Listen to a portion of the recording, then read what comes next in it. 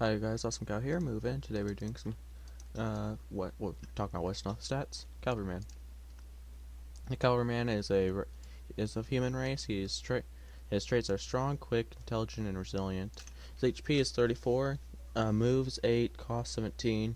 Alignment lawful, and XP required to level up is 28. Of course, it's all base stats without these traits. So with intelligence, it's like 25% reduced or something like that.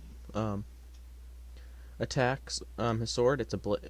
Is just a sword. He only has one. His blade is 6. His blade. It's blade damage.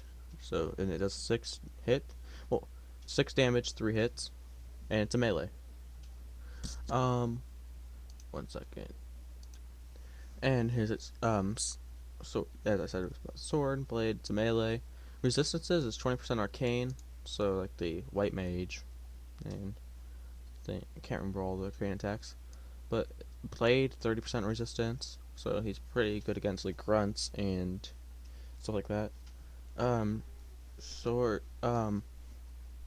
His is to cold is 20, the same as arcane. Fire 0, so it just does the same amount of damage as it normally would.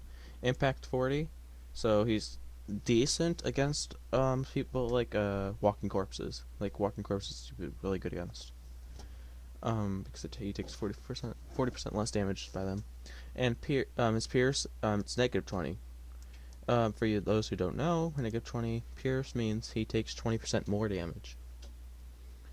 Terrain modifiers: terrain, defense, movement, cost. That's what I put over here. That's the order. Castle, 40%. 40% defense in it, so they only have a 60% chance of hitting him. And movement cost 1, so it only takes one. Move one movement would cost one movement cost from these. Cave is 40%. Cave 20% 4, so he does not want being caves. Coastal reef. Oh, I hope you're not putting putting him in the ocean, but that's fine.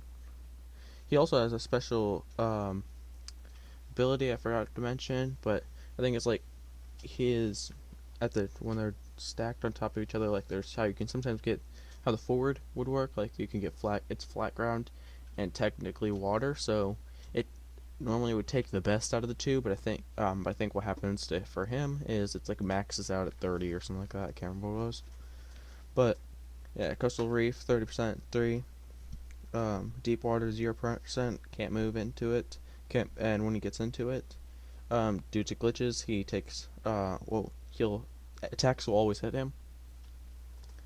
And flat 40% and 1.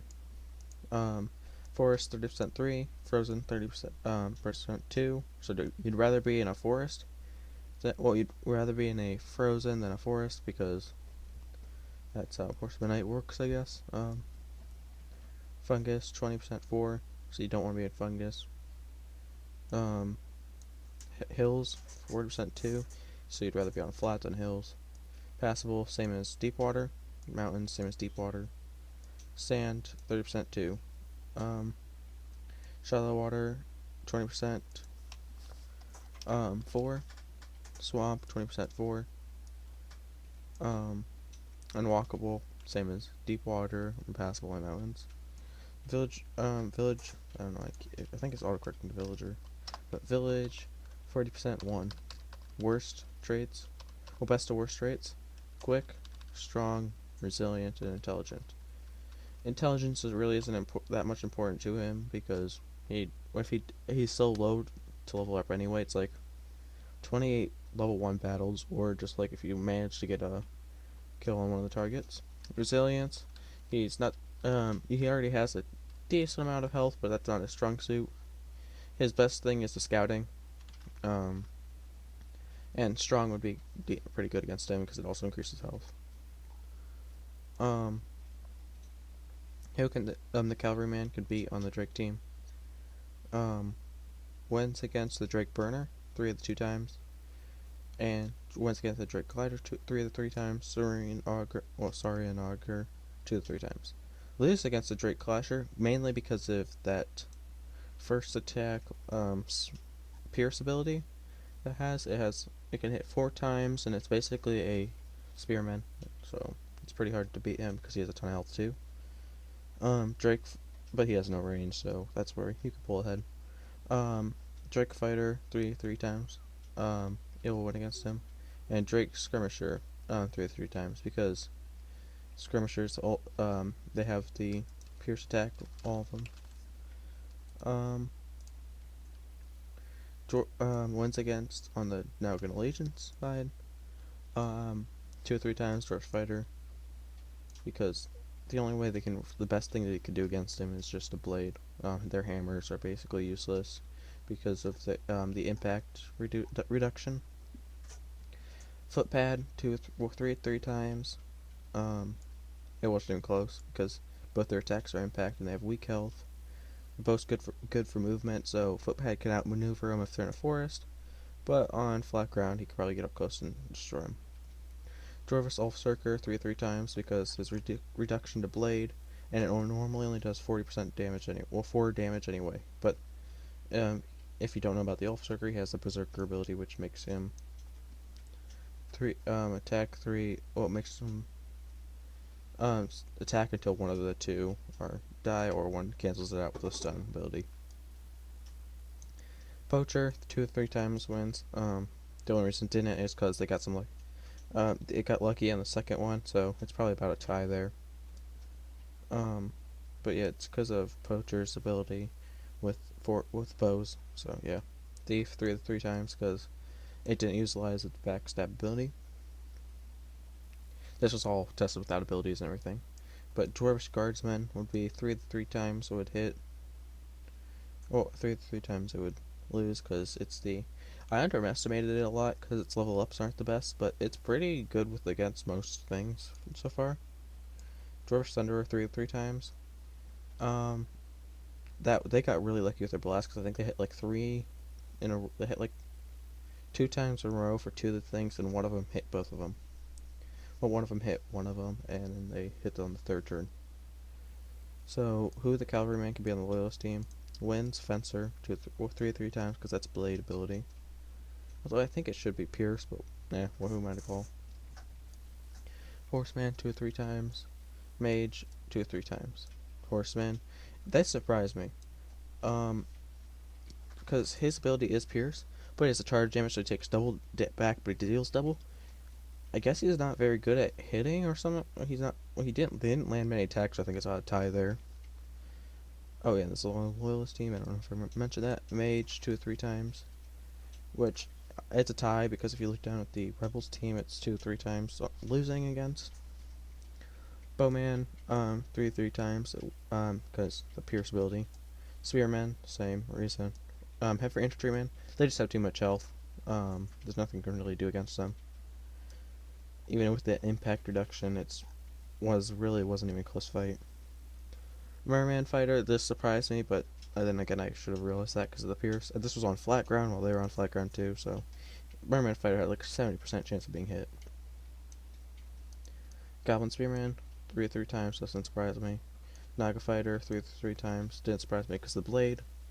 Troll Whelp, 2 or 3 times, kind of surprised me but then I realized now it's impact. Wolf Rider didn't surprise me because it's also blade, and Wolf Riders don't really have the resistance to blade. And Orcish Archer, 3 or 3 times. This did sort of surprise me because its ability is pierce and fire. Oh, its arrows are pierce and fire, so yeah. It's 2 separate ones. There's I think it's 7 and 2, but that's a fire one, and then the other one's like 6 and 3, and it's the pierce one. Orcish Grunt, 2 or 3 times.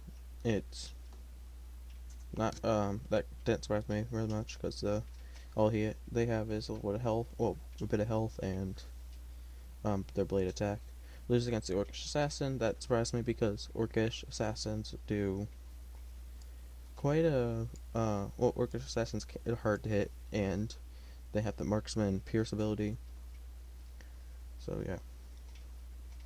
Plus they poison, so that's annoying. Cavalryman can be on the Rebels team. Hermit Hunter 2 or 3 times. Once again, this surprised me more than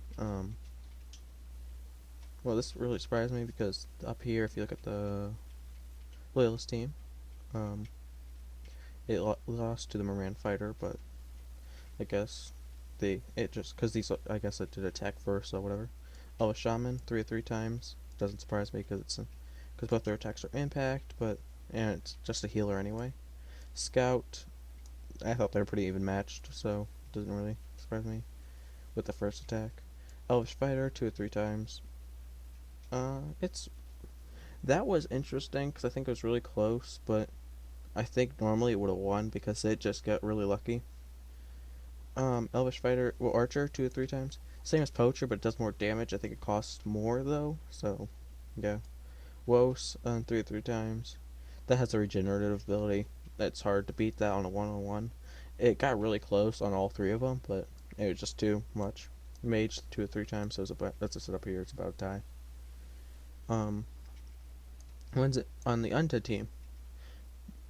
It was kind of weird seeing against the Dark Adept. I thought their cold ability would I forgot they had resistance to cold when doing it, and they just kind of they still like destroyed the Dark Adept. Um, yes, it doesn't have the like a staff hit like that does 6 damage, like or 3 damage like the other ones do. But Ghoul 3 or 3 times. That surprised me because I figured the Ghoul would get lucky with poisoning. One of them didn't even manage to hit the thing. Well, hardly managed to hit the thing. So, Walking Corpse 3 or 3 times. Yeah, what do you expect? Just a Walking Corpse. Um, and Vampire Bat, which has the I think its thing is it's either Pierce or Blade, but it's really not that much. It's just a bat. I think it wasn't even close with that one. Ghost 2 or 3 times. I think that one just got really lucky because ghosts are hard to take out when you have it's a one-on-one. It's hard to take out when a 2v1 if you all your damage is Blade. Sculpture Archer. What the heck? Let's go forward. Um, but down here, Skeleton Archer and Skeleton doesn't surprise me because skeletons are just hard to beat unless you have a mage or someone that does fire damage or arcane. Okay, but that was it for today's episode. Thank you guys for watching us. Cavalryman, move out.